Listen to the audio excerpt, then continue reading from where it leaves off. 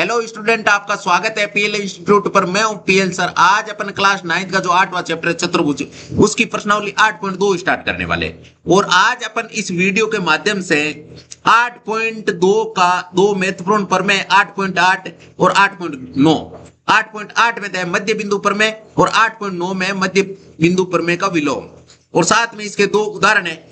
तो एक वीडियो के अंदर अपन इसके दोनों प्रमेय कंप्लीट करेंगे और साथ में इसके दोनों उदाहरण कंप्लीट करेंगे। तो अभी तक आपने वीडियो को लाइक, शेयर एंड चैनल को सब्सक्राइब नहीं किया तो फटाफट ये काम करके साथ में जो बेल आइकन है उसे भी दबा दीजिए, ताकि हर वीडियो का नोटिफिकेशन आपको टाइम से मिल सके। अब अपन चलते हैं इसके प्रमेय की ओर। अब देखिए, सबसे पहले 8.1 के अंदर हमने चतुर्भुज क्या होता है, चतुर्भुज के गुणों के बारे में जाना था। और आज अपन 8.2 स्टार्ट कर रहे हैं। 8.2 में अपन पढ़ेंगे मध्य बिंदु प्रमेय। वेरी वेरी इंपॉर्टेंट प्रमेय है। मध्य बिंदु प्रमेय क्या होता है उससे संबंधित अपन जानकारी इकट्ठी करेंगे 8.2 के अंदर। तो सबसे पहले देखिए, सबसे पहले आपके सामने 8.8 प्रमेय, जिसका एक नाम और भी होता है, इसका नाम होता है मध्य बिंदु प्रमेय। क्या नाम होता है? मध्य बिंदु प्रमेय। मध्य बिंदु प्रमेय के ओर से 8.8 प्रमेय के हो, ज्यादातर इसको मध्य बिंदु प्रमेय के नाम से ही जाना जाता है, क्योंकि 8.8 तो न्यू एनसीईआरटी के अनुसार 8.8 हो गया और ओल्ड एनसीईआरटी के अनुसार 8.9 था। लेकिन आप याद रखिए कि मध्य बिंदु प्रमेय, आप जहां कहीं पे भी कारण लगाओगे तो मध्य बिंदु प्रमेय लिखोगे। अब मध्य बिंदु प्रमेय क्या कहता है कि किसी त्रिभुज की किन्हीं दो भुजाओं के मध्य बिंदुओं को मिलाने वाले रेखाखंड तीसरी भुजा के समांतर होता है तथा उसका आधा होता है। देखिए, सबसे पहले इसका डायग्राम बनाते हैं। सवाल वाला हमसे ये कह रहा है कि एक त्रिभुज है, ये लो साहब त्रिभुज, ये लो, और इसका अपन कर देते हैं कलर चेंज। त्रिभुज का कलर ये कर देते हैं, ठीक है, कर दिया। अब ये क्या कह रहा है? ये हमसे कह रहा है कि किसी त्रिभुज की किन्हीं दो भुजाओं के मध्य बिंदु, जैसे ये भुजा और ये भुजा, इनके दोनों के मध्य बिंदु। मध्य बिंदु का मतलब क्या है? एक मिनट,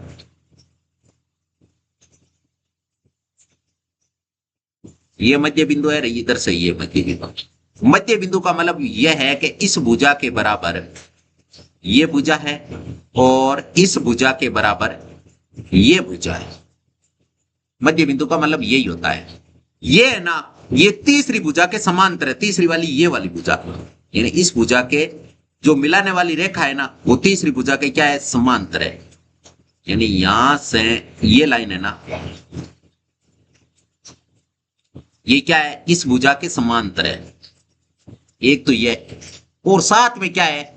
और साथ में यह है कि किसी त्रिभुज की किन्हीं दो भुजाओं को मिलाने वाली भुजाओं के मध्य बिंदु को मिलाने वाला रेखाखंड तीसरी भुजा के समांतर होता है तथा इसका आधा होता है। जैसे मान लीजिए ये 10 सेमी के दिए 5 सेमी की होगी, ये 50 सेमी के दिए 25 सेमी की होगी, यानी इसकी आधी होती है। यह आपको सिद्ध करके बताना है। तो सबसे पहले इसमें दे क्या रखा है, सबसे पहले वो लिखते हैं कि इसमें दिया क्या है।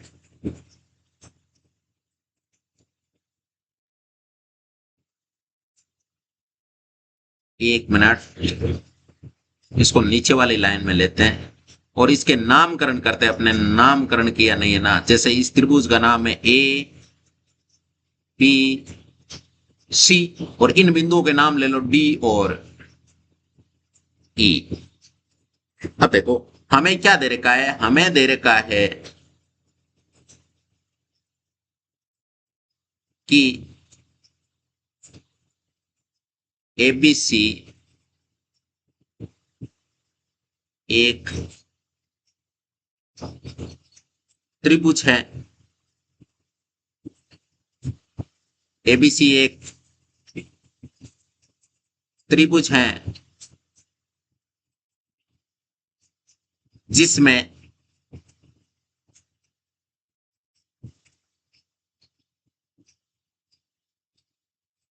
एबीसी एक त्रिभुज है जिसमें क्या दे रखा है? जिसमें दे रखा है डी तथा ई क्रम से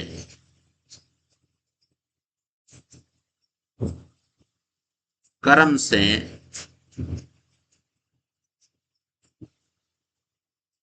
AB तथा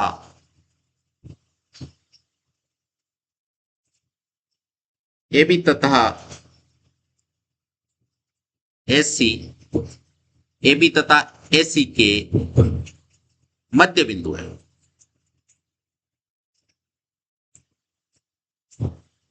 मध्य बिंदु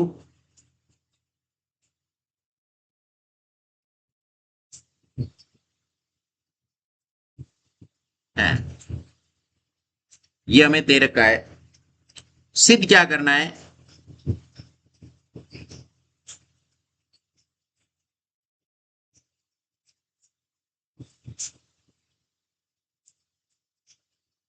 हमें सिद्ध करना है कि एक तो ये DE है ना, ये BC के समांतर है। जो DE भुजा है ना, ये आपके एक तो BC के समांतर है, BC के समांतर है तथा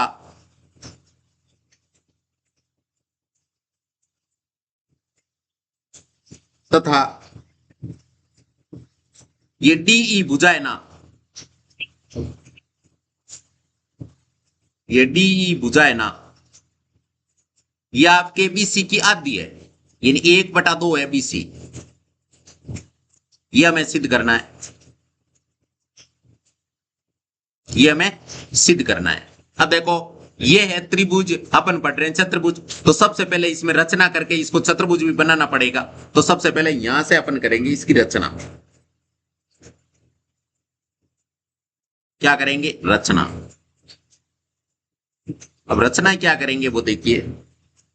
तो रचना अपन करेंगे, सबसे पहले रचना अपन करेंगे कि बिंदु C, ये वाला C, ये वाला बिंदु C है ना, बिंदु C से होकर इस AB भुजा के समांतर, ये वाला बिंदु C है ना, इससे AB के समांतर,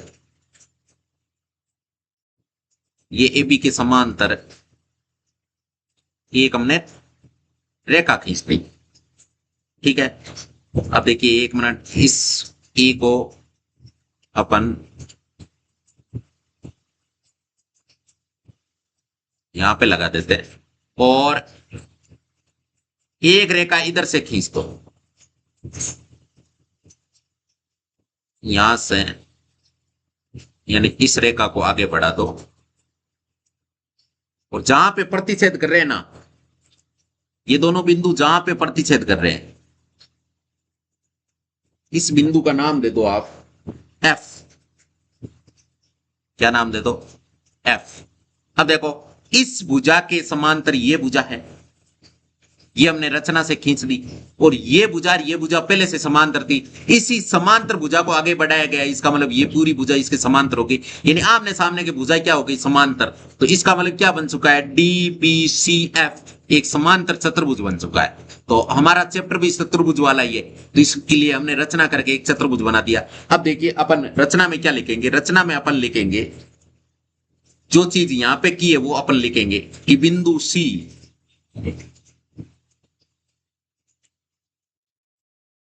बिंदु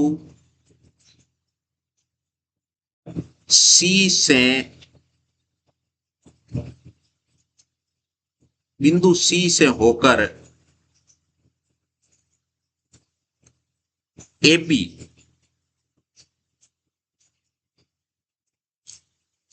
के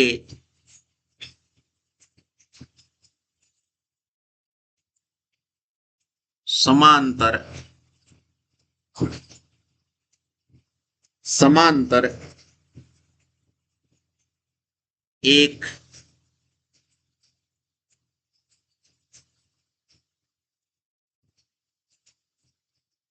रेखाखंड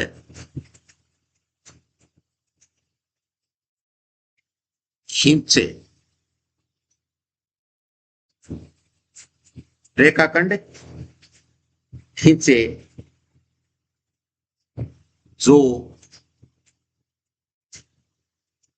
बढ़ाए, 1 मिनट। अब देखिए अपन हल्की सी एक जगह बनाते हैं। ये वाला है ना, इस डायग्राम को थोड़ा सा ऊपर खींच कर लेते हैं यहाँ पे। 1 मिनट। ये अब ये वाला चीज है ना, इसको हल्का सा ऊपर खिसका लेंगे ना, तो यहाँ एक लाइन बन जाएगी, हमारी रचना यहीं आ जाएगी, इसलिए ऐसा कर रहे हैं। अब देखिए, अब यहां पर लिखेंगे बढ़ाइए हुए,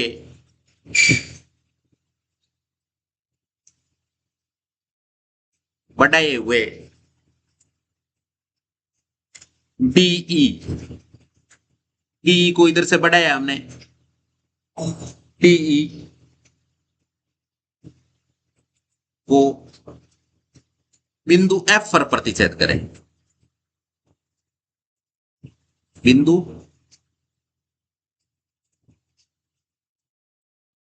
एफ पर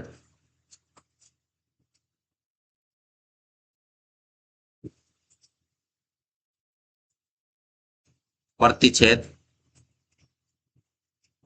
करें। अब देखिए, सबसे पहले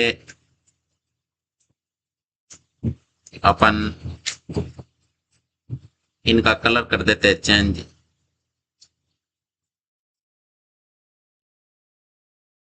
ये लो साहब।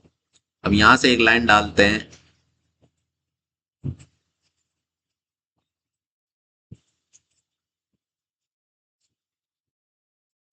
और यहां से इसका सॉल्यूशन स्टार्ट करते हैं।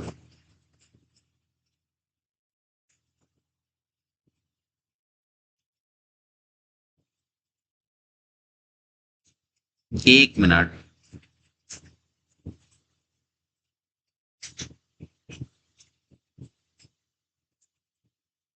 हमने ये भुजा अभी तक हमारे समांतर नहीं है, इसको समांतर साबित करना है। पीछे अभी मैंने बताया था कि ये और ये समांतर है, तो इसका मतलब ये समांतर चतुर्भुज बन चुका है, लेकिन अभी समांतर चतुर्भुज नहीं बना है। हाँ, ये भुजा तो समांतर है, लेकिन ये भुजा अभी तक समांतर नहीं है। इनको समांतर बनाएंगे अपन, इनको समांतर बनाना है, क्योंकि सिद्ध करके बताना है कि ये समांतर है। तो अब देखिए अपन करें क्या करेंगे। अपन त्रिभुज लेंगे ए ई डी, ए ई डी ये वाला त्रिभुज लेंगे, ये वाला त्रिभुज लेंगे, और साथ में कौन सा त्रिभुज लेंगे, ये वाला, यानी ये वाला त्रिभुज और ये वाला त्रिभुज।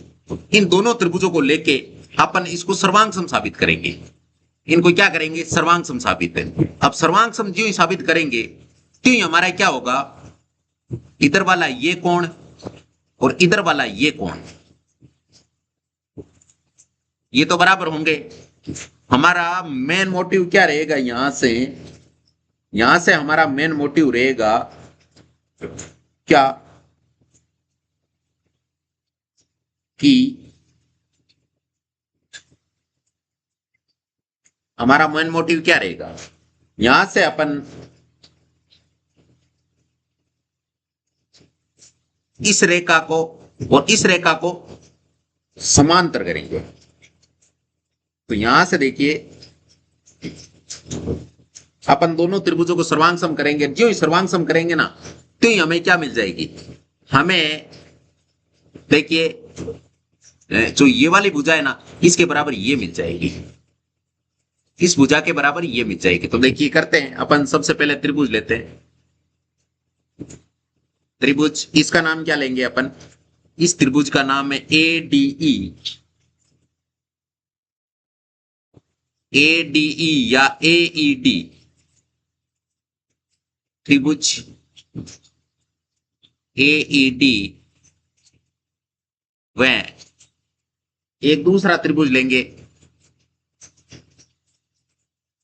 जिसका नाम क्या है, दूसरे त्रिभुज का नाम है, जो इधर से लेंगे अपन, सी, सीई एफ, सीई एफ।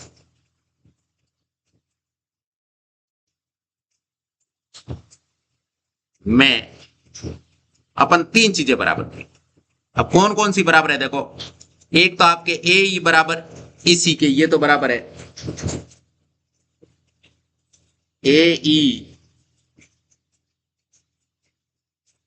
ए ई बराबर इसी के, ए ई बराबर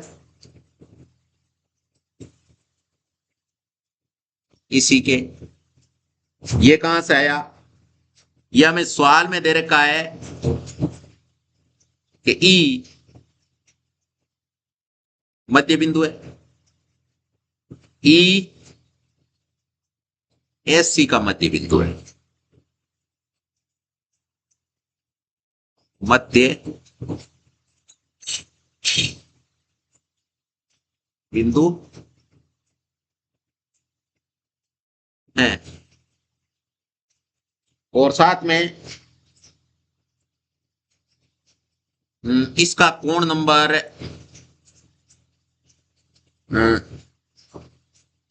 ये वाला कोण, ये वाला कोण और ये वाला कोण, कोण बराबर है। इसका नाम है कोण नंबर 1, इसका नाम है कोण नंबर 2। तो यहां से लिखेंगे कोण नंबर 1 बराबर है कोण नंबर 2। ये बराबर क्यों है, ये है आपके शीर्षाभिमुख कोण। ये क्या है, ये है आपके शीर्षाभिमुख कोण, ये है आपके शीर्षाभिमुख कोण, ये शीर्षाभिमुख कोण है, इसलिए ये क्या है, बराबर है। ठीक है। और साथ में कोण नंबर ये 3 और ये वाला कोण नंबर 4, ये भी बराबर है, यानी कोण नंबर 3 बराबर है कोण नंबर 4 के। ये बराबर क्यों है, ये बराबर है कि ये जो मतलब डी हमने क्या है समांतर यहां पर लिख रहा है, देखो रचना में ए बी के समांतर एक रेखाखंड खींचा है हमने सी एफ, इसका मतलब ये समांतर रेखा है दोनों, ये क्या है, समांतर रेखा है। तो ये समांतर रेखा कौन कौन सी, ये हमने रचना की है कि ये ए बी रेखाखंड है ना, वो आपके सी एफ के समांतर है, सी एफ के समांतर है, इसलिए ये क्या हो गया, एकांतर अंते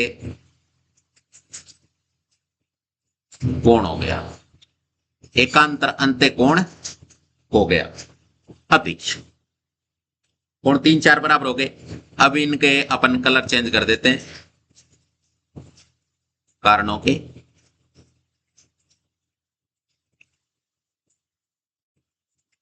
ठीक है। अब देखिए आते 3 चीजें बराबर कर दी हमने, कोण भुजा कोण, नियम कौन सा लग गया, एंगल साइड एंगल, यानी अते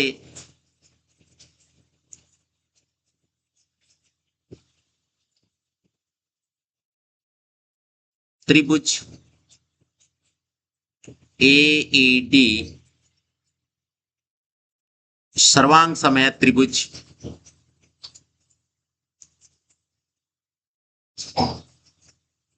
CEF के, और किस नियम से है सर्वांग सम, तो एंगल साइड एंगल नियम से, नियम से दोनों त्रिभुज क्या है, दोनों त्रिभुज आपके सर्वांग सम है, दोनों त्रिभुज क्या है, सर्वांग सम है। अब इसका अपन कलर कर देते हैं कलर चेंज, इसका क्या कर देते हैं कलर चेंज, ये लो। ठीक है। अगर सर्वांग सम है तो इनके संगत पार्ट है वो क्या होंगे, बराबर होंगे। कौन कौन से, एडी बराबर होगा, एडी बराबर होगा इस त्रिभुज की एडी भुजा इस त्रिभुज की सी एफ के बराबर होगी। एडी, एक मिनट, एडी बराबर होगा सी एफ के, और एडी बराबर होगा सी एफ के, और साथ में, एक मिनट, इसको नीचे लिख देते हैं, इससे पहले एक चीज और लिख देते हैं अपन, इससे पहले लिखेंगे अपन ईडी, ईडी, ये वाली भुजा और ये वाली भुजा बराबर है, क्योंकि हमारा मेन काम क्या है, ये भुजा इसकी आधी करनी है, ये भुजा इसकी आधी करनी है, तो अपन यहां से लिखेंगे कि ईडी भुजा,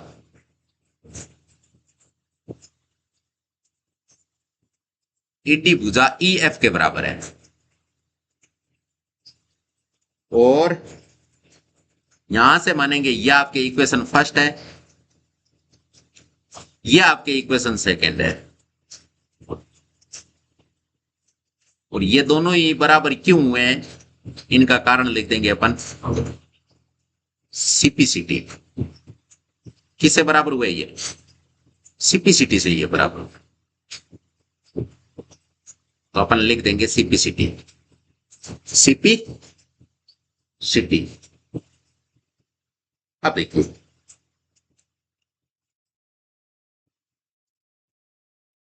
अब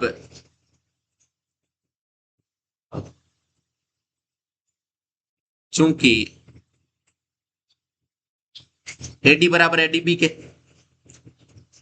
एडी बराबर है, एडी बराबर है किसके,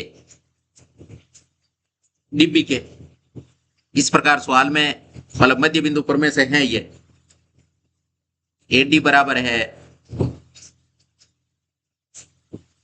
डीबी के, एडी बराबर है डीबी के, और सी एफ भी किसके बराबर है, सी एफ भी है आपके, ये किसका बराबर है, सी एफ है ना, वो भी आपके एडी के बराबर है, तो एडी की जगह अपन सी एफ लिख देते हैं, एडी की जगह क्या लिख देते हैं, सी एफ, यहां लिख देंगे, क्या लिख देंगे, यहां पर अपन लिख देंगे एडी की जगह क्या लिख देंगे, सी एफ बराबर डीपी के, बराबर डीपी के, और ये कहां से लिखा हमने, ये लिखा है समीकरण एक से, कहां से लिखा है, समीकरण एक से ये चीज लिखी है, कहां से लिखी है, समीकरण एक से लिखी है ये चीज, ठीक है, तथा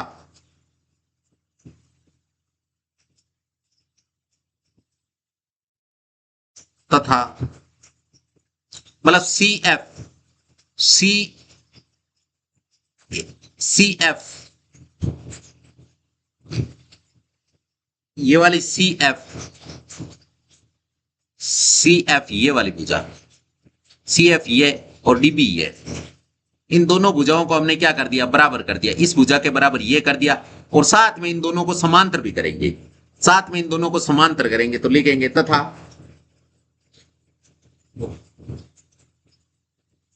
सी एफ समांतर है किसके, डीबी के, ऐसा क्यों है, क्योंकि हमने रचना की थी, क्या रचना की थी, हमने रचना ये की थी कि ये एडी समांतर है ना,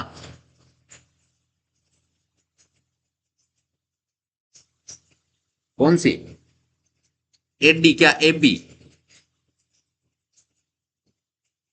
समांतर है सी एफ के, इसलिए ये समांतर हो गई।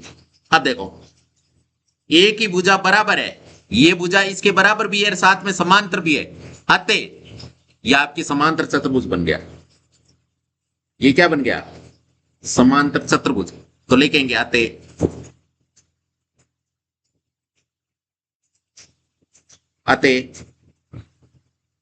T B C F, T B C F एक क्या है,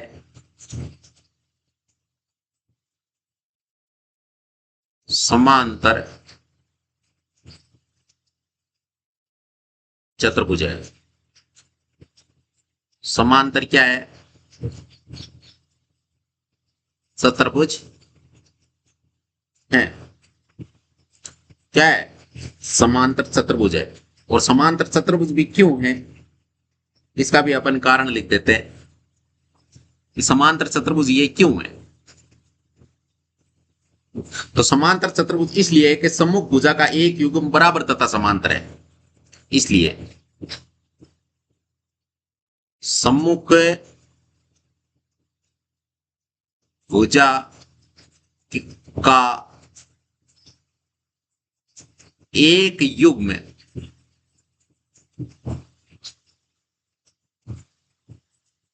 समांतर तथा बराबर है। और ऐसा ज्यों ही होता है त्यों ही क्या बन जाता है, वो आपके समांतर चतुर्भुज बन जाता है। अब देखिए इसका अपन कर देते हैं कलर चेंज, इस कारण का कलर चेंज कर देते हैं, ये लो, ताकि इजीली समझ में आ जाए। और इनका भी अपन कर देते हैं कलर चेंज, ये लो, ठीक है। अब यहां से एक लाइन डालेंगे और आगे की चीजें इधर लिखेंगे, आगे की चीजें इधर लिखेंगे। ये समांतर चतुर्भुज बन गया, इसका मतलब ये भुजा इसके समांतर तो हो गई, ये भुजा इसके समांतर तो हो गई, तो अपन लिखेंगे चूंकि ऐसा हुआ था इसलिए अपन कह सकते हैं कि डीई, ये डीई भुजा आपके क्या हुई, बीसी के समांतर हो गई, बीसी के क्या हो गई, समांतर हो गई। क्यों हुई, क्योंकि डी एफ समांतर हो गया बीसी के, इसलिए होगी। भाई पूरी भुजा अगर समांतर है तो आधी भुजा भी समांतर ही होगी, यानी डी एफ समांतर हो गई बीसी के, इसलिए। और इसका नाम दे देंगे अपन इक्वेशन नंबर थर्ड। क्या नाम दे देंगे, इक्वेशन नंबर थर्ड। अब देखिए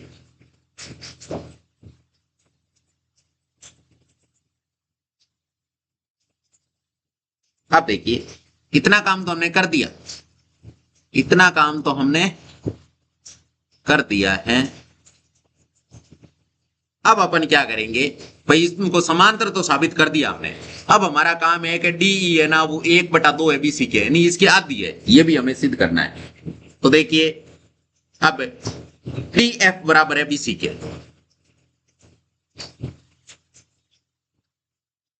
डी एफ बराबर है बीसी के, डी एफ बराबर है बीसी के। ऐसा क्यों है, क्योंकि अभी हमने समांतर साबित किया है इस त्रिभुज को, और समांतर चतुर्भुज की आमने सामने की भुजा है ना वो क्या होती है, बराबर होती है। इसका मतलब डी एफ भुजा के बराबर बीसी हो गया। अब देखिए डी एफ है ना, ये दो भुजाओं से मिलके बना है। किन किन भुजाओं से मिलके बना है, एक तो डीई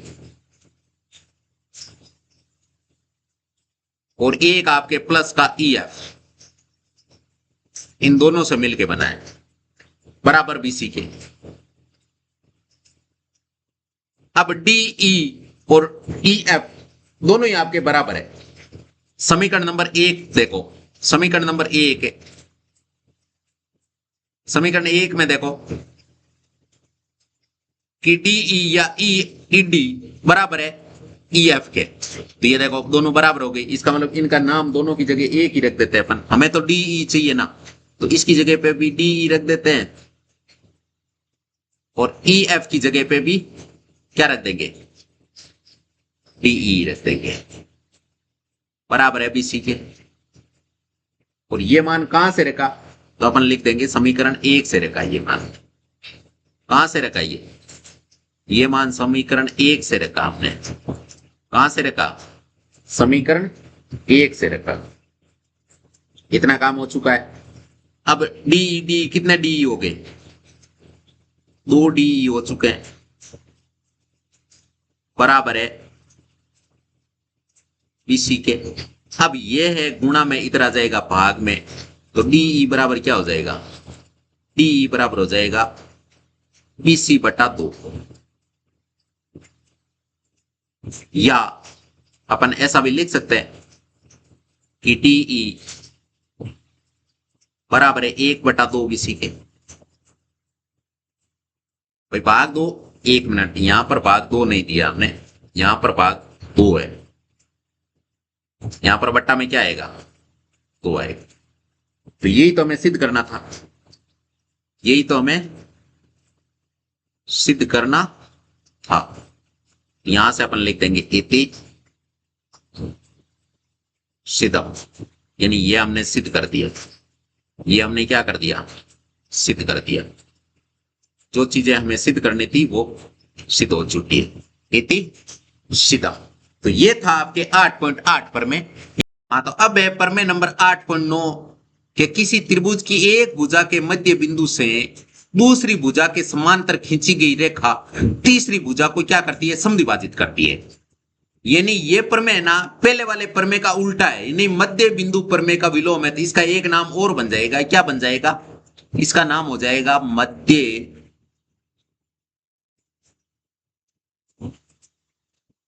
हमने पिछला प्रमेय पढ़ा था ना, मध्य बिंदु प्रमेय, मध्य बिंदु प्रमेय का ये विलोम है। प्रमेय का क्या है, ये विलोम है। इनको अपन लिखते हैं सबसे पहले कि किसी त्रिभुज की एक भुजा के मध्य बिंदु से दूसरी भुजा के समांतर खींची गई रेखा तीसरी भुजा को समद्विभाजित करती है, ये हमें सिद्ध करके बताना है। सबसे पहले जैसे एक त्रिभुज लेते हैं अपन, ये लो साहब त्रिभुज, ये वाला, और इसका कर देते हैं अपन कलर ये, ठीक है, ये त्रिभुज है।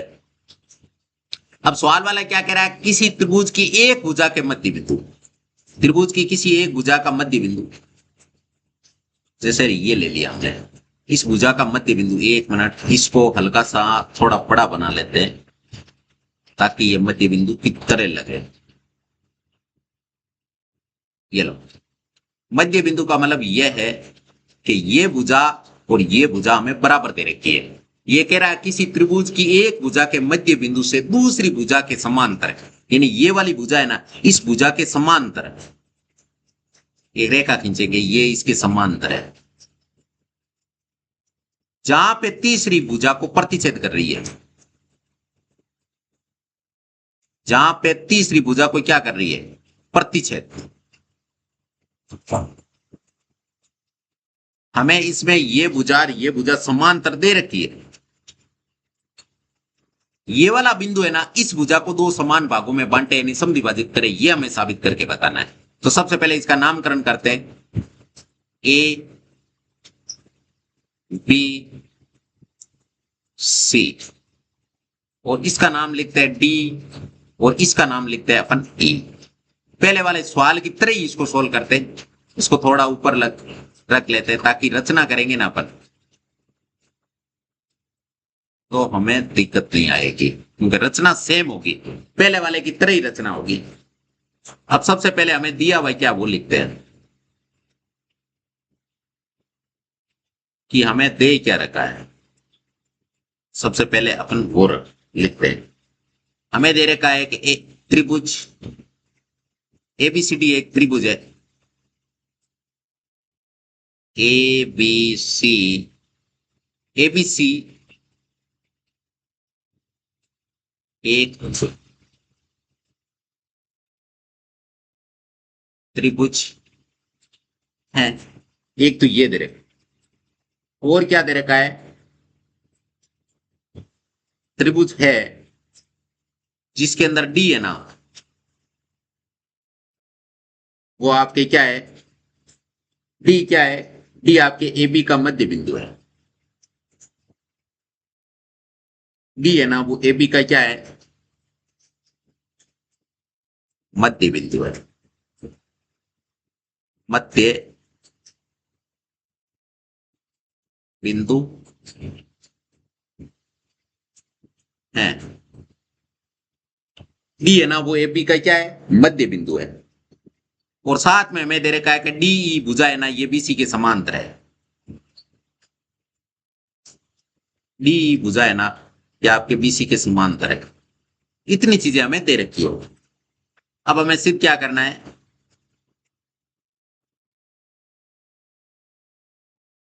हमें सिद्ध करना है कि ये ई है ना, सिद्ध करना है कि ये ए ई भुजा और इसी भुजा ये दोनों बराबर है, हमें ये साबित करके बताना है। यानी ए ई भुजा बराबर हो इसी भुजा के, ये हमें साबित करके बताना है। तो अपन यहां से करेंगे रचना, और रचना सेम करेंगे पिछले वाले सवाल की तरह ही। पिछले वाला पर में किया था ना सेम रचना, अपन यहां से वो सेम रचना करेंगे। तो अपन लिखेंगे बिंदु, सबसे पहले रचना कर लेते हैं। देखिए सबसे पहले बिंदु ये वाला सी, इसे अपन एक रेखा खींचते हैं, इस रेखा के समांतर एक रेखा खींचते हैं। तो ये समांतर हो गई, ये समांतर, और साथ में इस रेखा को आगे बढ़ाएंगे तो ये जहां पे प्रतिच्छेद कर रही है, जिस बिंदु पे प्रतिच्छेद कर रही है उस बिंदु का नाम अपन एफ दे देते हैं। क्या नाम दे देंगे, एफ। जहां पर ये दोनों रेखाएं प्रतिच्छेद कर रही है इस बिंदु का नाम एफ दे देंगे। जहां पर ये प्रतिच्छेद कर रही है इस बिंदु का नाम क्या दे देंगे, एफ। अब रचना क्या की है वो अपन यहां से लिखेंगे कि बिंदु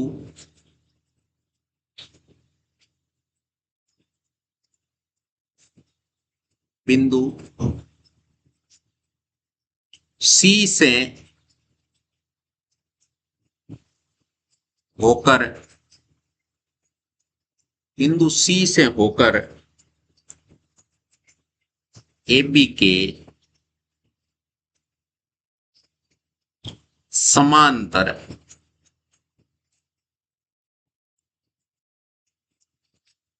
समांतर एक रेखाखंड, एक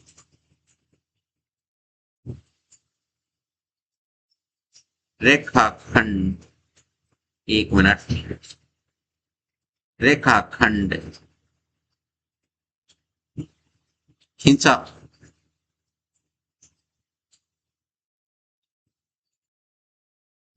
खींचा जो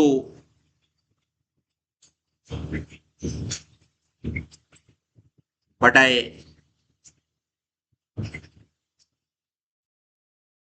हुए, बढ़ाए हुए डीई, डीई को बढ़ाए हुए, डीई को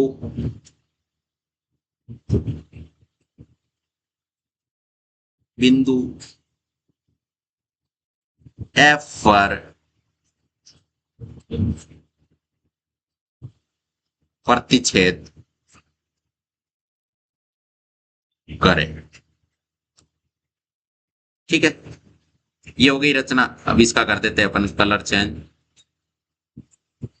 रचना सिद्ध, और ये जो दिया हुआ है इसका कलर कर देते हैं अपन चेंज। अब देखिए यहां से एक लाइन डालते हैं और इधर से इसका सॉल्यूशन स्टार्ट करते हैं। इधर से क्या करते हैं, सॉल्यूशन स्टार्ट करते हैं, उपपत्ति।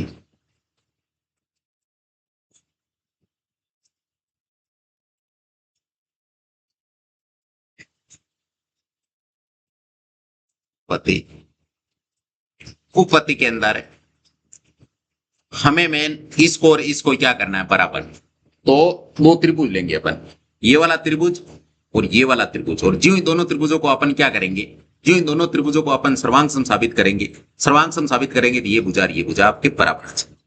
तो सबसे पहले देखिए उपपत्ति में आपको कुछ चीजें पहले देखनी होगी कि डी बी सी एफ चतुर्भुज है। तो यहां से लिखेंगे चतुर्भुज,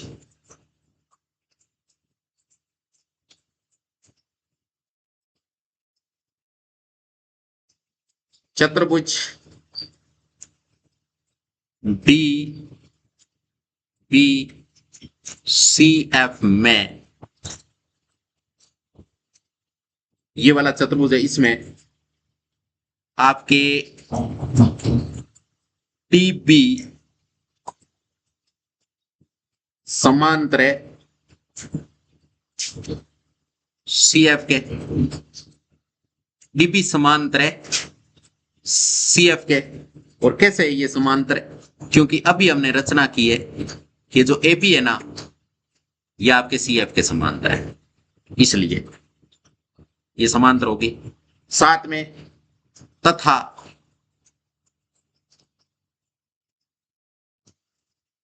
तथा डी एफ समांतर है बीसी के, डी एफ समांतर है बीसी के। ये समांतर क्यों हुआ? क्योंकि हमें सवाल में दे रखा है कि डी समांतर है बीसी के, इसलिए आधी भुजा अगर समांतर है तो पूरी भुजा भी समांतर होगी, यानी डी समांतर है डी एफ के। ऐसा हमें सवाल में दे रखा है, इसलिए ये दोनों समांतर हो गए। अतः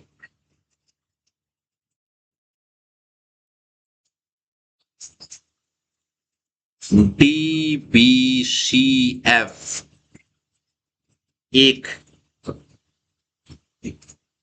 क्या बन गया? समांतर चतुर्भुज। क्या बन गया? समांतर चतुर्भुज बन गया। समांतर चतुर्भुज है। और ये समांतर चतुर्भुज क्यों है, इसका भी कारण लिख देंगे कि सम्मुख भुजाओं के दो युग्म समांतर हो गए, इसलिए कि सम्मुख भुजाओं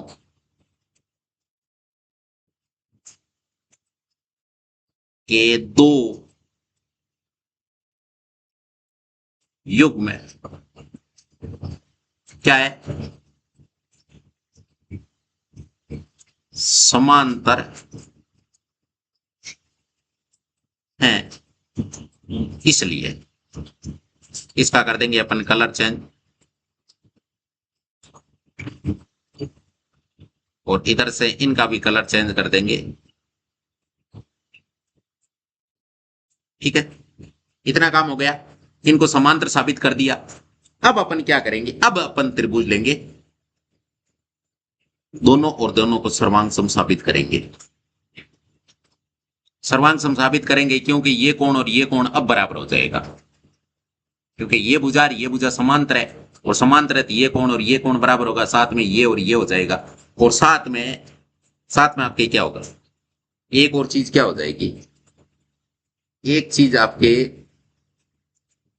ये जो एडी है ना, ये आपके इसके बराबर हो जाएगा। अब देखिए, सबसे पहले अपन लिखते हैं कि त्रिभुज एडी एईडी, त्रिभुज एईडी व त्रिभुज सी ई एफ, सीईएफ, सीईएफ में तीन चीजें बराबर। कितनी चीजें बराबर? अब देखिए, एक तो आपके कोण नंबर एक बराबर हो जाएगा, कोण नंबर दो, इनका नाम लिखते हैं अपन। कोण एक और कोण दो बराबर हो जाएगा। यहां से लिखेंगे कोण नंबर एक बराबर है कोण नंबर दो के। और ये बराबर क्यों है? ये शीर्षाभिमुख है, इसलिए शीर्षाभिमुख कोण है, इसलिए। ठीक है, दूसरा ये वाला कोण और इधर से ये वाला कोण, इसका नाम लिख देते हैं अपन कोण नंबर तीन, और इसका नाम लिख देते हैं कोण नंबर चार। यहां से लिखेंगे कोण नंबर तीन बराबर है कोण नंबर चार के। कोण तीन और चार बराबर क्यों है? कोण तीन और चार इसलिए बराबर है कि ये जो ए बी है ना, ये आपके सी एफ के समांतर है, इसलिए एकांतर अंत्यकोण है। ये ए बी है ना, वो आपके क्या है? सी एफ के समांतर है, इसलिए ये क्या है? एकांतर अंत्यकोण, अंत्य कोण है। ठीक है, इतना काम हो गया। और तो अब देखिए अपन क्या लिखेंगे यहां पर, एक चीज और देखते हैं। एक चीज हमें और बराबर करनी है, पहले तो इनका कलर कर देते चेंज। एक भुजा हमें बराबर और करनी है, एक भुजा लेनी है। अब भुजा कौन सी ले, तो यहां से देखिए ये भुजा, इस त्रिभुज की ये भुजा और इस त्रिभुज की ये भुजा, ये बराबर साबित करने का कोई जरिया नहीं है। ये और ये तो हमें एक्चुअल में बराबर करना है अभी, इसको और इसको, तो इसको और इसको करने के लिए तो सर्वांग समूह कर रहे हैं, तो भुजा बची ये। इसको और इसको बराबर करने की कोशिश करते हैं, तो साइड में एक चीज लिखता हूं मैं, साइड में यहां पर लिखता हूं मैं, एक बॉक्स बना के लिख देता हूं मैं, ये लो साहब बॉक्स। और यहां साइड में लिखता हूं, साइड में ये लिखेंगे कि ये एडी भुजा है ना, एडी भुजा, ये एडी भुजा है ना, ये आपके किसके बराबर है, ऐसी है ना, ये एडी भुजा है ना, ये आपके डीबी तथा ऐसी भुजा है ना, ये किसके बराबर है, डीबी भुजा के बराबर है। तथा तथा ये जो डीबी भुजा है ना, ये वाले डीबी, ये आपके सी एफ के बराबर है। ये सी एफ के बराबर क्यों है, सी एफ के बराबर इसलिए है कि ये जो डी बी सी एफ है ना, एक समांतर चतुर्भुज है, तो समांतर चतुर्भुज के आमने सामने की भुजा क्या होती है, बराबर। इसका मतलब इस भुजा के बराबर ये होगी, और ये वाली भुजा इसके बराबर है, इसका मतलब ये और ये बराबर होगी। तो लिखेंगे, इसलिए अपन क्या लिख देंगे, इसलिए अपन लिख देंगे कि ये जो एडी भुजा है ना, वो आपके सी एफ के बराबर हो जाएगी, सी एफ के क्या हो जाएगी, बराबर। अब देखिए सबसे पहले एक काम करते हैं, इसको यहां साइड में लिखते हैं ताकि ये काम की चीज है। इसको यहां लिख के और यहां पर इसको बॉक्स में बंद कर देते हैं। ये इधर से बॉक्स आ गया, ये इधर से आ गया, और इस बॉक्स का कर देते हैं अपन कलर चेंज, ये लो, ये काम हो गया साइड में। अब अपन यहां से लिखेंगे कि ये जो एडी और सी एफ है ना, ये बराबर है, तो यहां से लिखेंगे, यहां से अपन क्या लिखेंगे, एडी है ना, एडी भुजा है ना, वो आपके सी एफ के बराबर है। और बराबर क्यों है वो अभी अपन कारण लिखेंगे, कि चूंकि एडी भुजा है ना, वो आपके डीबी के बराबर है, तथा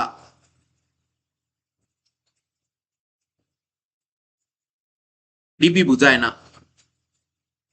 वो आपके सी एफ के बराबर है। इसलिए अपन कह सकते हैं कि एडी बराबर है सी एफ। हो गया इतना काम, इतना काम हो चुका है। अब इसका कर देते हैं अपन कलर चेंज, ठीक है। और इसको थोड़ा नीचे किसका लेते हैं,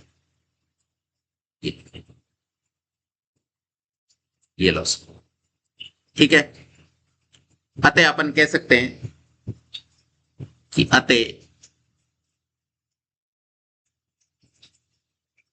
अतः त्रिभुज कौन कौन सा, ए ई डी सर्वांग सम हो गया त्रिभुज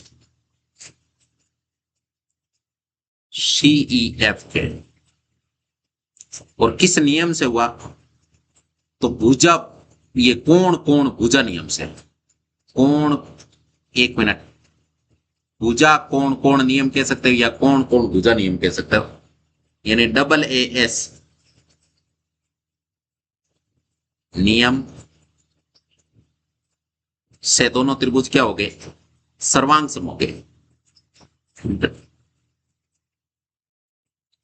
डबल ए एस नियम से दोनों त्रिभुज क्या हो गए, सर्वांग सम हो गए। और जो ही दोनों त्रिभुज सर्वांग सम हुए तो ही अपन लिख सकते हैं सीपीसीटी से, क्या लिख सकते हैं, सीपीसीटी से अपन लिख सकते हैं कि ए ई बराबर होगी सीई के। ये बराबर क्यों है, सीपीसीटी से। यही तो हमें सिद्ध करना था। इति सिद्धम, इति सिद्धम, ये सिद्ध हो चुका है। तो ये आपके पर में सोल्व हो गया। ये क्या हो चुका है, पर में सोल्व, ये पर में सोल्व हो चुका है। अब देखिए, अब देखेंगे अपन उदाहरण नंबर 6। उदाहरण नंबर 6 क्या कहता है, उदाहरण नंबर 6 कहता है आपके, उदाहरण नंबर 6 क्या कहता है, उदाहरण नंबर 6 कहता है कि त्रिभुज एबीसी में डी ई और एफ क्रम से भुजा ए बी बी सी और सी ए के मध्य बिंदु है। ये इन भुजाओं के क्या है, मध्य बिंदु है। देखिए आकृति 8.18 में ये आकृति दे रखी है। हमें दर्शाना है कि बिंदुओं डी ई एफ को मिलाने वाला त्रिभुज एबीसी, ए बी सी, ये वाला त्रिभुज है ना, ये जो चार त्रिभुज अंदर बन रहे हैं, ए डी एफ, इधर से डी वी ई, इधर से एफ ई सी, इन चारों का क्या है, सर्वांग सम है। सर्वांग सम है ये चार त्रिभुजों को देखो सर्वांग सम साबित करता है। ये हमें क्या दर्शाना है, हमें यह दर्शाना है कि ये बड़ा वाला त्रिभुज है ना, जो आपस में ये चार छोटे त्रिभुज बन रहे हैं, 1 2 3 और 4, ये चारों आपस में सर्वांग सम है, ये साबित करके बताना है। ये इसके सर्वांग सम है, इसके भी है, इसके भी है, यानी चारों आपस में सर्वांग सम है, हमें ये साबित करके बताना है। तो सबसे पहले इस सवाल में हमें क्या दे रखा है, वो चीज लिखते हैं अपन कि सबसे पहले दिया हुआ क्या है, हमें दिया क्या है,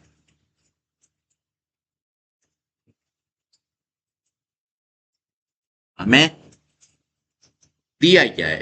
तो हमें दे रखा है कि त्रिभुज एबीसी, एबीसी डी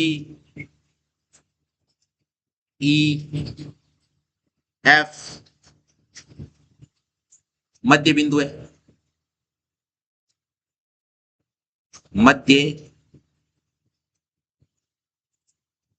बिंदु है।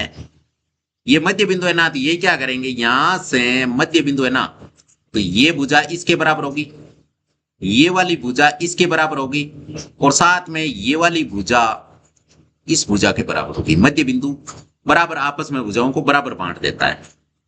देखिए इतना काम हो गया। अब हमें सिद्ध क्या करना है, हमें सिद्ध करना है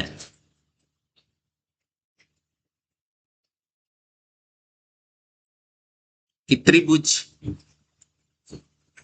एडीएफ, एडीएफ,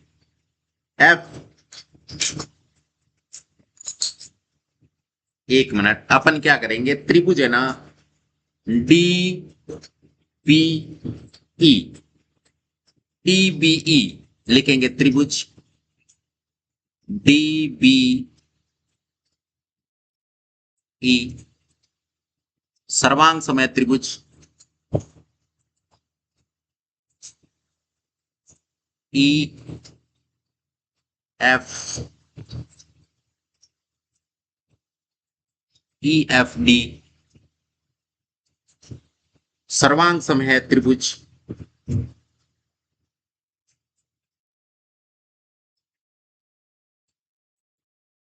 एफ ई सी के सर्वांग सम है त्रिभुज एडीएफ के, एडीएफ।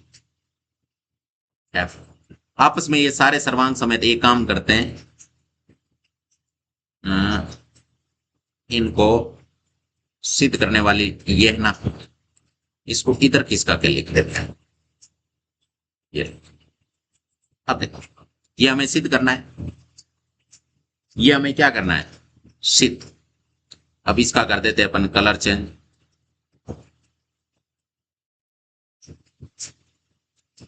और यहां से एक लाइन डाल के इसका सॉल्यूशन स्टार्ट करते हैं।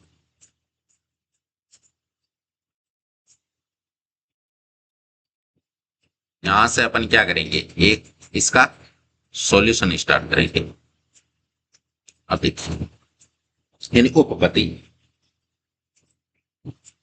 यहां से ही कर देते हैं, कोई बात नहीं, क्योंकि जगह कम पड़ सकती है। पड़ेगी तो देख ही लाएगी, एक बार तो यहीं से करते हैं इसका solution। जब जगह कम पड़ेगी तब देखा जाएगा, एक बार तो स्टार्ट करते हैं उपपत्ति। सबसे पहले देखिए, हमें इन सभी त्रिभुजों को सर्वांग सम साबित करना है, हमारा मेन मोटिव यही है। तो सबसे पहले देखो, त्रिभुज एबीसी लेते हैं अपन। त्रिभुज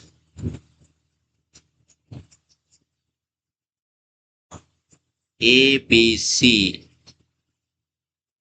में, त्रिभुज एबीसी में डी तथा एफ, एबीसी में डी तथा एफ में डी तथा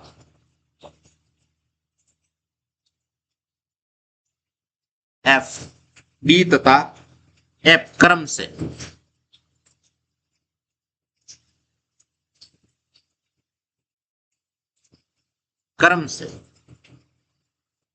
ए बी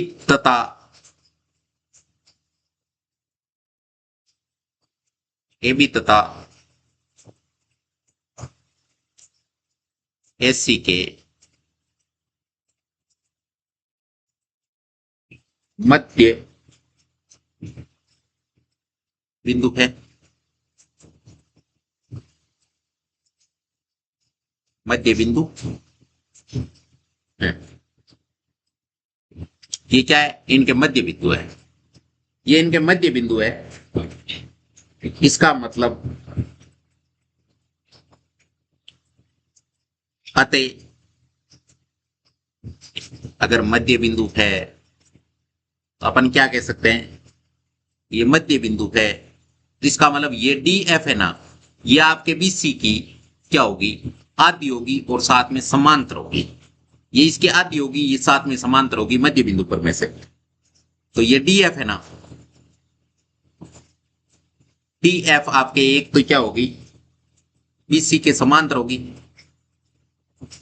तथा ये डी एफ है ना, ये आपके 1/2 होगी बीसी की। और ऐसा क्यों है, हमने पढ़ा था मध्य बिंदु पर में, उसके अनुसार ऐसा है। तो मध्य बिंदु पर में से है,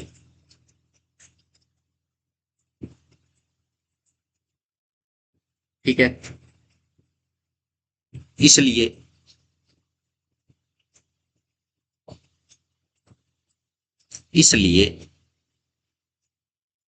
अब ये वाला बिंदु है ना, ये इस भुजा का मध्य बिंदु है। इसका मतलब ये भुजा और ये भुजा बराबर है, तो ये भुजा है ना, अगर इस पूरी भुजा की आधी है तो इस भुजा के बराबर भी है, इसके भी बराबर है। तो अपन यहां से क्या लिखेंगे, इसलिए अपन लिखेंगे कि डी एफ है आपके, क्या है, डी एफ बीई के समांतर है, बीई के क्या है, समांतर है।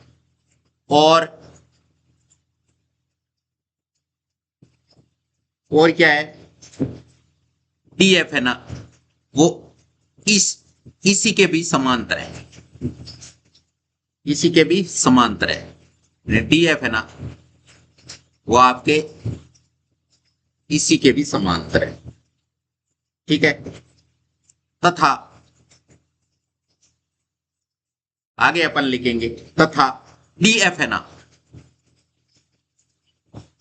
वो आपके बीई के बराबर है, बी के बराबर है और ये डी एफ है ना, वो आपके इसी के भी बराबर है। ठीक है, अब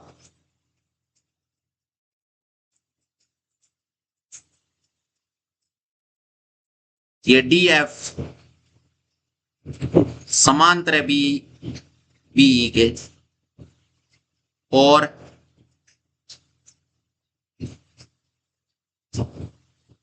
ये है ना डी एफ बीई के बराबर भी है। डी एफ है ना वो बीई के क्या है, बराबर भी है, समांतर भी है, बराबर भी है, तथा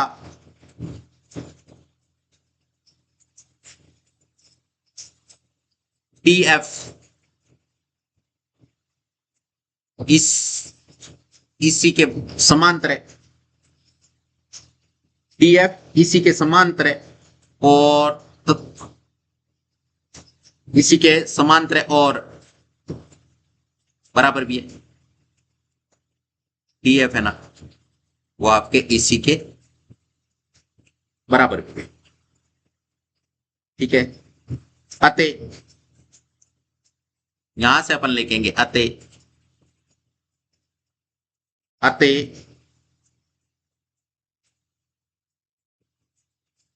BEFD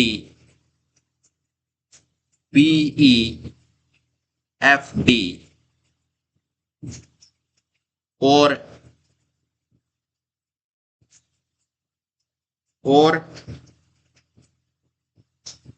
DECF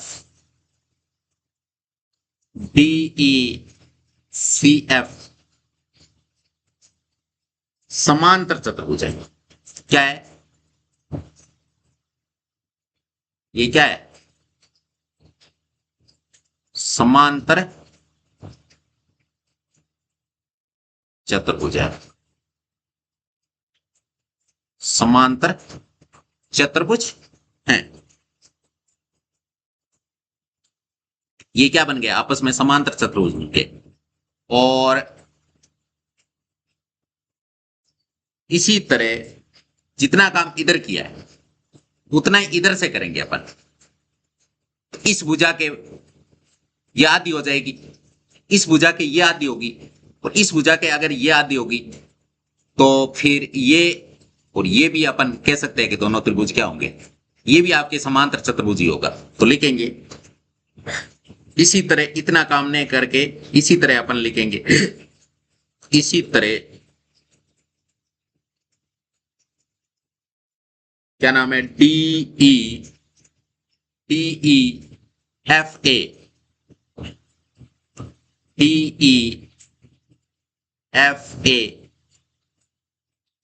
क्या है,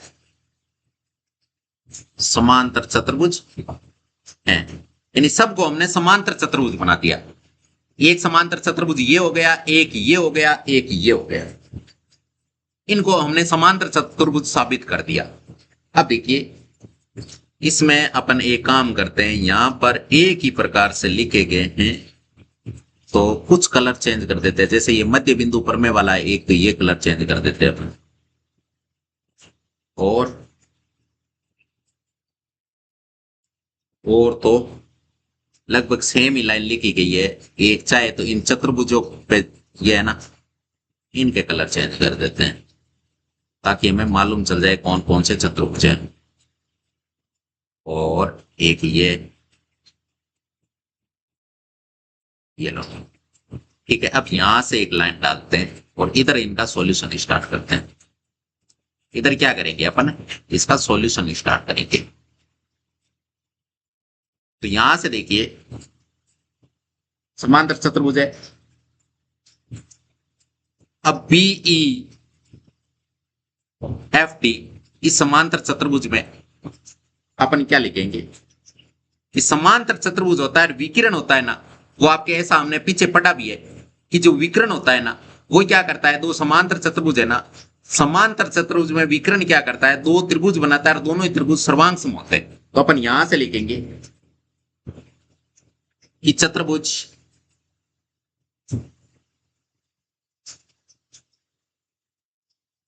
चतुर्भुज, यहां लिखेंगे समांतर चतुर्भुज, पूरा लिखेंगे अपन, समांतर चतुर्भुज बीई एफ डी में त्रिभुज कौन कौन से, टीबीई, टीबीई सर्वांग समय त्रिभुज ईएफडी के, ईएफडी के, और ये लिख लेंगे अपन इक्वेशन नंबर फर्स्ट। और ऐसा क्यों होता है तो अपन यहां से कारण लिखेंगे कि किसी समांतर चतुर्भुज, किसी समांतर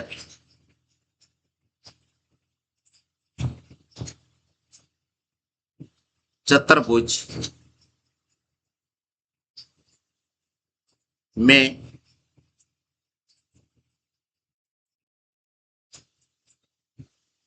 विकर्ण क्या करते हैं, किसी समांतर चतुर्भुज में विकर्ण उसे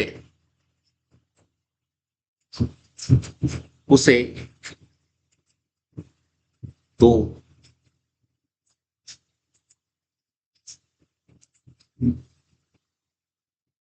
सर्वांग सम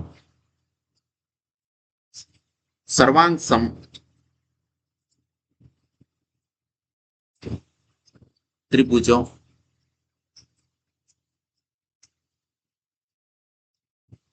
में विभाजित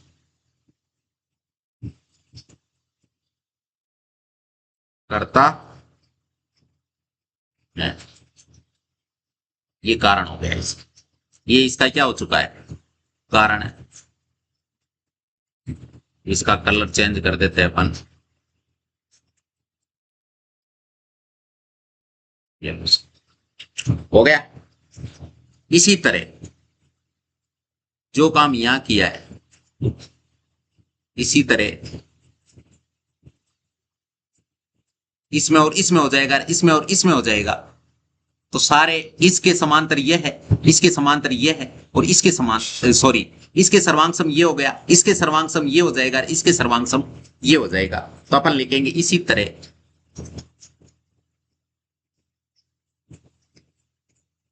कि D E F D E D E C F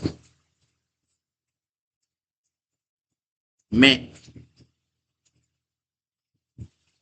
आपके त्रिभुज कौन कौन सा, ई एफ डी सर्वांग सम हो जाएगा त्रिभुज एफ ई सी के, एफ ई सी के, और ये हो जाएगी इक्वेशन नंबर सेकंड। अब बाकी कारण लिखने की आवश्यकता नहीं है क्योंकि यहां कारण लिख चुके हैं अपन। इसी तरह अगला और देखेंगे, इसी तरह कौन सा, T E F A, T E F A में त्रिभुज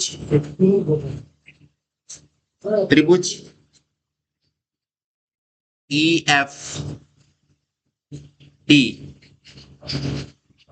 सर्वांग सम होगा त्रिभुज ए डी एफ के, सर्वांग सम होगा, और यह आपके बन जाएगी इक्वेशन नंबर थर्ड। अब यहां पर एक चीज और लिख सकते हैं अपन, जैसे ये है ना, इसको इधर खिसकाते हैं, और यहां पर ये चीज है ना कॉमन,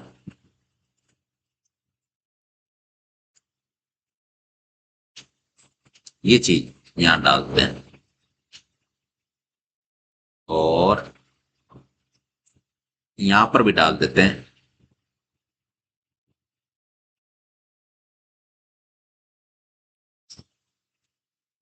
ये क्योंकि समांतर चतुर्भुज इसमें और ये समांतर चतुर्भुज इसमें।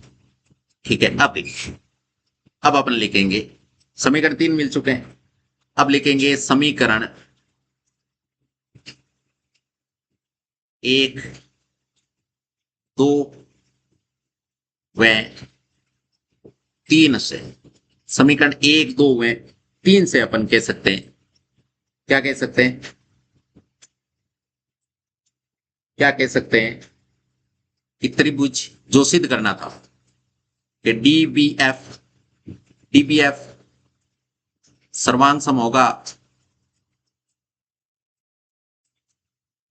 सॉरी डीबीई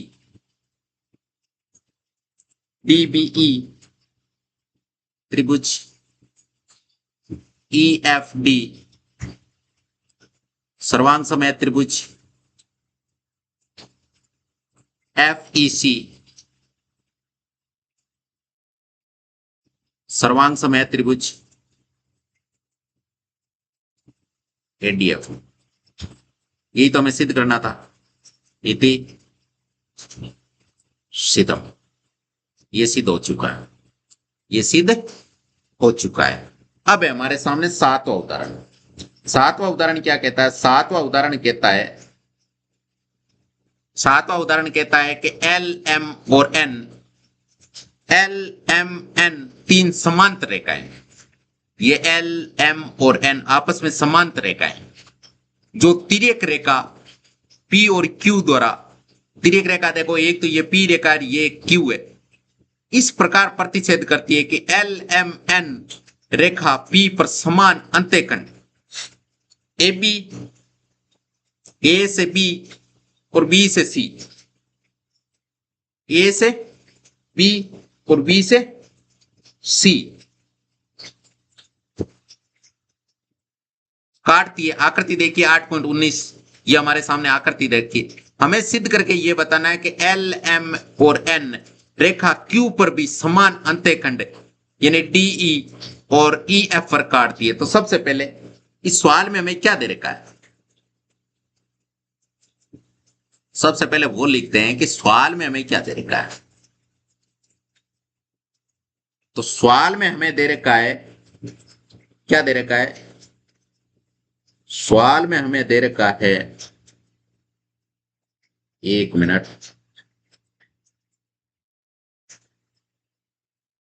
सवाल में हमें दे रखा है कि एक तो ये रेखा है ना, ये इसके बराबर है। एक तो हमें सवाल में दे रखा है कि तीनों रेखा आपस में समांतर है, एल समांतर है एम के, एम समांतर है एन। एक तो यह है, और साथ में क्या दे रखा है? साथ में हमें दे रखा है ये जो ए बी है ना, वो आपके बी सी के बराबर है, ये दे रखा है। सिद्ध क्या करना है? सिद्ध करना है हमें, सिद्ध क्या करना है? सिद्ध हमें करना है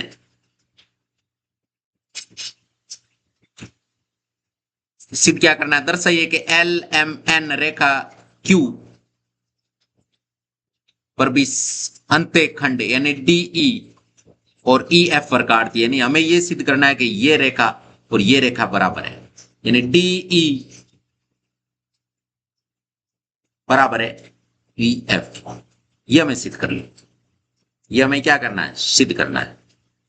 देखिए यहां से अपन लेते हैं उपपत्ति, यहां एक लाइन डाल देते हैं अपन,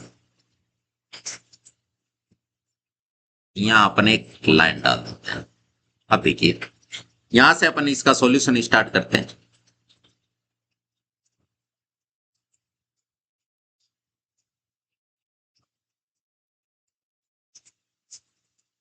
एक मिनट, यहां से इसका सॉल्यूशन स्टार्ट करते हैं। तो यहां से लिखेंगे उपपत्ति,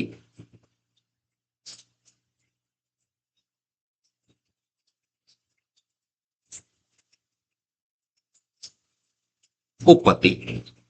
और हम क्या करेंगे, उपपत्ति के अंदर त्रिभुज ए सी एफ ये वाला त्रिभुज लेंगे, ये वाला त्रिभुज तो लिखेंगे।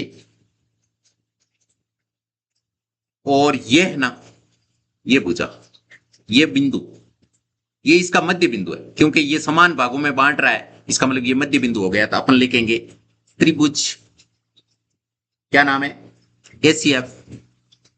एसीएफ में बी है ना, वो एसी भुजा का मध्य बिंदु, एसी का क्या है, मध्य बिंदु है, क्योंकि समान भागों में बांट रहा है, इसका मतलब मध्य बिंदु है, मध्य बिंदु है। तथा तथा ये जो बीजी है ना, ये आपके सी एफ के समांतर है। क्यों है, क्योंकि ये आपस में तीनों ही रेखा समांतर है, इसका मतलब ये और ये तो समांतर होगी। तो अपन लिखेंगे कौन सी, बीजी है ना, वो सी एफ के समांतर है।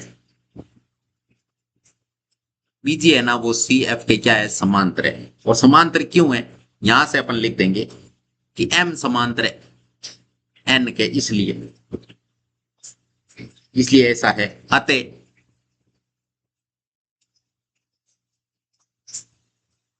अतः ये जो एजी है ना, वो आपके जी एफ के क्या है, बराबर है। ये एजी है ना, ये आपके जी एफ के बराबर है। ऐसा क्यों है, मध्य बिंदु प्रमेय के विलोम से। अपन कारण लिख देंगे इसका। ऐसा क्यों है, ऐसा इसलिए है कि मध्य बिंदु प्रमेय का ये विलोम लग रहा है, यानी मध्य बिंदु प्रमेय का विलोम लग रहा है, का विलोम। क्योंकि मध्य बिंदु प्रमेय का विलोम क्या कहता है कि अगर ये एक मध्य बिंदु है और साथ में ये रेखा समांतर है, तो साथ में ये बिंदु भी आपके इस भुजा का मध्य बिंदु होगा, ऐसा मध्य बिंदु प्रमेय कहता है। इसी तरह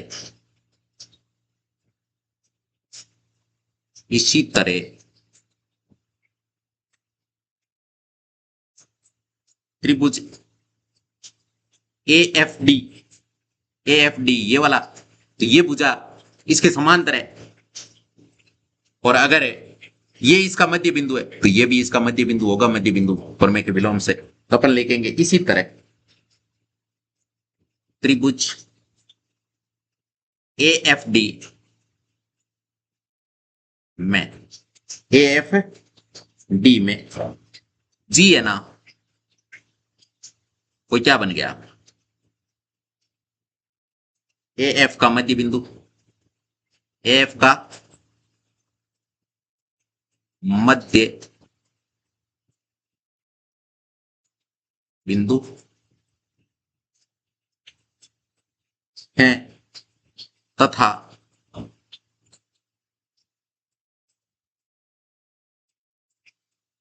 जीई समांतर है, जी समांतर है एटी के। और ऐसा क्यों है, क्योंकि एल समांतर है एम के, इसलिए डीई बराबर होगा ई एफ के। और इसी तरह लिखा है, इसका मतलब कारण लिखने की हमें आवश्यकता है नहीं। अब लिखेंगे अतः, जो चीज सिद्ध करनी थी वो तो आ ही गई। अतः एल एम तथा एन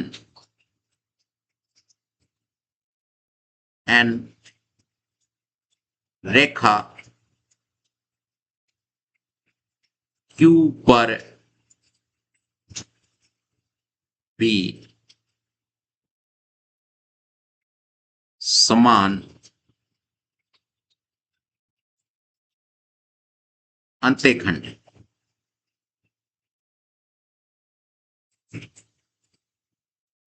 अंत्यखंड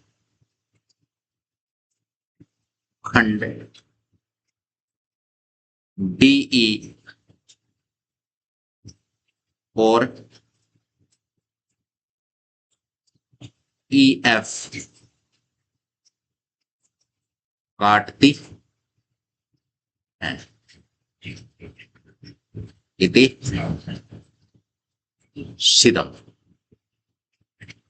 इति सिदम। अब देखिए इसका कर देते हैं कलर चेंज, येलो सा, और इसका भी कर देते हैं अपन कलर चेंज,